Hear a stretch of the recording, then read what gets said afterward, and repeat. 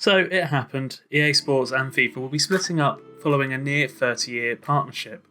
For context on the background of this juggernaut of an agreement and the reasons as to why, check out my video discussing this from a few months ago in the top right or in the description. So what now? Well, this year, we get one more EA Sports FIFA title, FIFA 23. You saw that name coming, eh? Genius. The confirmation statement, which will also be linked down below, did suggest FIFA 23 will be the most expansive FIFA ever. I'm sure they've never said that before. We don't actually know much on this other than the introduction of crossplay to the series, which will be a massive feature. It's one that should have been present a few years ago now. And we also know that World Cup content will be a part of FIFA 23, with the World Cup coming up in the winter, which is still wrong in every single way. Now, to be honest, if the World Cup content is more like it was in 2018, I don't really care. The standalone games were bangers, and anything less is just not worth the time, in my opinion. But other than that, all we know from FIFA 23 is it exists. But following that, from July 2023, EA Sports FIFA will be no more and EA Sports FC will be here. First things first, the name is awful. It just will not stick. Until FIFA make a return to the gaming world, I'm calling it FIFA. Marketing departments at EA have pulled a real blinder there. But what will this actually mean? Well, EA claim that the new era will take global football experiences to new heights. A fairly easy stab in the dark would be that EA would like to take the game down the Fortnite road more and more. Things like seasons with passes and events would not surprise me. Live events may be linked to games going on in real time in the world. As one of the forefathers of microtransactions as we know them today, I'm sure EA will also be looking at new ways to milk their player base, and I'm sure we can expect more cases of parents finding out £10,000 has been spent on their credit card by their 8-year-old. Something that the press release seemed to put quite front and centre is licensing. Our unique licensing portfolio of more than 19,000 players, 700 plus teams, 100 plus stadiums and 30 leagues that we've continued to invest in for decades will still be there, uniquely in EA Sports FC. That includes exclusive partnerships with the Premier League, La Liga, Bundesliga, Serie A, the MLS and more to come. Now, to me, that's both a suggestion that their licensing portfolio they aim to get bigger, and I think it's also a little bit of a threat to any other footballing game that takes a hold in the next few years, and we'll get on to what FIFA wants to do later in this video. But I think this is just a little nudge out there suggesting that we still have a crap ton of licensing and we don't really need the FIFA name on the box. I do actually hope the free cash from the somewhat pricey FIFA license does lead to more licensing when it comes to leagues, stadiums, clubs, national sides, because on the face of it, as FIFA games did have a large amount of licenses, but for me, as the big game, the main game, and the game with the World Football Federation on the box, or in the case of EA Sports FC, they're going with this global football experience, in my opinion, it still needs more. More stadiums, more leagues in more nations, more second divisions or lower, more national teams, truly be the global game and represent more than just the very best at the top.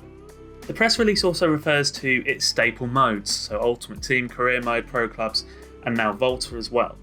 Obviously, this should be a gimme that these modes aren't impacted in any way, but for the likes of Career Mode and Pro Clubs, it might actually need to be said, and it might actually reassure people that these modes aren't going to get ended, because the amount of work they put into it, it feels like they don't really care. But these modes are going to be in EA Sports FC, but ultimately, in terms of what we actually need from EAFC, it's what we have needed for years now from the FIFA series. The game is inconsistent as hell. Even in a good year gameplay wise, which I would actually say FIFA 22 is just about the case. You could be enjoying yourself 1 minute and then pulling your hair out the next. They occasionally get it well balanced and somewhat fun, and then a patch comes along and it's gone. The pay to win element of Ultimate Team that they just cannot really deny at this point could also do with massive rebalancing to make it accessible to all, and to make it so it's actually possible not to splurge hundreds to get all the best players. But if anything, that one is probably just going to get worse instead of better if I know EA as well as I think I do. It has to be said that EA are very much in the right when it comes to ditching the FIFA license. The price for what was essentially a name on the box and a World Cup every 4 years was high even before FIFA went and hyped the price up further. But EA have to look to put that extra money to good use, that money they're saving from not having the license. FIFA games have been stagnant for far too long. The last truly great FIFA game, and obviously this is just in my opinion, but for me it was FIFA 13, and that was 10 years ago now. There have been some in between that have had potential or have at least been fun to play, but there's always seemingly at least one issue with them, or one part that was broken. FIFA 15, for example, I enjoyed FIFA 15, but had issues where keepers just didn't do anything. You can kick a ball at them and they just sort of flop. And the pace was OP.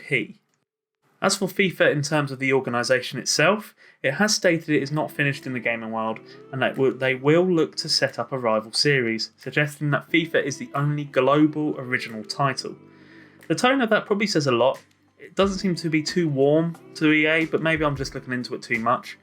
I think for one thing, FIFA will have to put their asking price down if they were to entice another publisher or developer to take on the mantle. Even the likes of 2K probably won't touch that right now, it's just so much money. Could FIFA almost do something in-house, purchase their own developer or something like that? Whether that would work out in the long run, I don't know. What about the World Cup? Will World Cup games come back for 2026? I really do hope so if they're anything like EA's efforts in this area, because 2014 and 2010 are both up there in terms of the best FIFA games for me. And will they even bother with the yearly cycle? Will it just be that sort of World Cup release every 4 years? Maybe they could get multiple developers. One developer does it 1 year and then 4 years later they tender out again. I don't know. It could just be the case that FIFA just sells the licenses to their competitions individually, similar to how UEFA does. For example, with UEFA, even after EA picked up the Champions League and Europa League and then also now the Conference League, Konami still did have the Euros for 2020. And if the FIFA mantle does get picked up, how can they realistically step to EA, at least in the short term? As EA made very clear in their statement, they've got an absolute stack of licenses without the FIFA brand. Something that made this quite clear was the sheer volume of partners that tweeted following the announcement. My Twitter feed was literally just #ads for about 2 minutes. UEFA, Premier League, Bundesliga, La Liga, EFL, Serie A, Liga MLS, just to name a few, currently in an agreement with EA. At first, you're not going to win the license game. In the longer term, you can try and prize away licenses with a whole wad of money, but bidding war with EA would be tough, and their partners in the leagues have quite a close relationship with them. A rival series would therefore first of all need to nail gameplay to show it even has potential. But without licensing, it falls into the same issues Konami had with PES, and we all know how that ended up. It leaves FIFA in a bit of a dilemma. The gaming scene is worth too much for them to just throw it away. It's like the biggest industry, it's the quickest rising industry, and FIFA want to stay in that. But to get to the same level of the EA era of their games is going to be incredibly difficult. Ultimately, I hope they do get something else set up, because competition is needed. EA are complacent. Konami have essentially hit the self-destruct button. EA Sports FC by its beginnings in 2023 could be the only real viable game. At this point I should add, I know Football Manager is there and is doing great, but I don't really see that as true competition. One is an arcade game where you can buy fake match attacks, the other is a simulation, and plus FIFA just does not really come close to FM, sorry not sorry, I don't care.